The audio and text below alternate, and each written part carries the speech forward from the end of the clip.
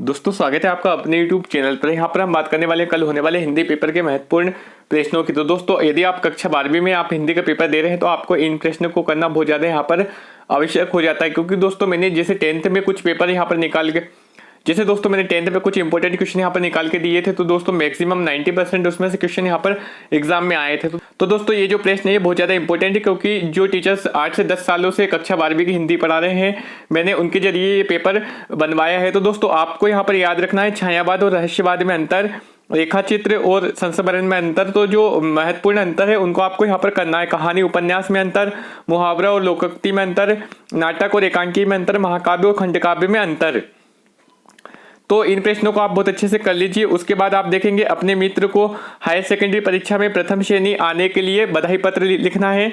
उसके बाद नगर पालिका अध्यक्ष को जल की अनियमित पूर्ति के संबंध में शिकायती पत्र लिखना है। उसके बाद जो वेरी मोस्ट इंपोर्टेंट क्वेश्चन आता है, परीक्षा काल में ध्वनि विस्तारक यंत्र के प्रयोग पर प्रतिबंध लगाने हेतु जिलाधीश को पत्र लिखना है, जो कक्षा 10वीं में भी आया था। दोस्तों इसमें एक और आवेदन पत्र आपका आ सकता है, नगर निगम अध्यक्ष को शिकायती पत्र लिखिए जिसमें मोहल्ले की नियमित सफाई न होने की बात कही गई हो।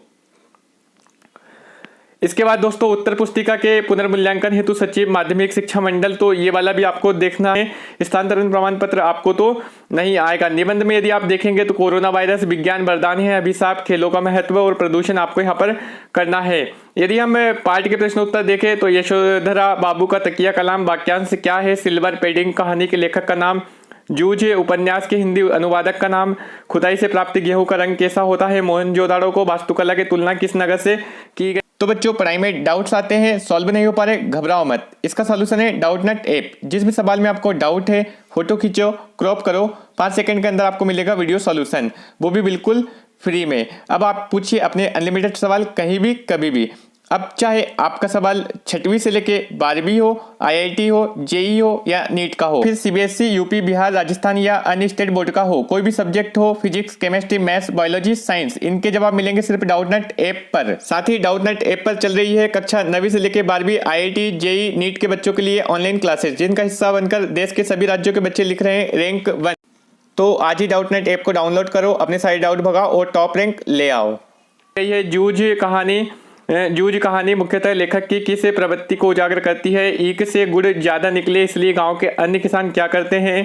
कागज और पेंसिल ना होने पर लेखक कविता कैसे लिखे थे। यशोधर बाबू के बच्चों के अनुसार साइकिल कौन चलाते हैं। बीडी पंत किसका नाम है। आगे दोस्तों निज उर के उद्गार से कवि का क्या तात्पर्य है। कवि को उद्गार और उपहार क्यों प्रिय है। बच्चन जी को संसार क्यों प्रिय नहीं है। वो संसार की विषमताओं के बीच कवि कैसे जी रहे हैं। कवि ने रावण की तुलना किससे की है और क्यों की है। तुलसी को हाय हाय करने की नौबत क्यों आई।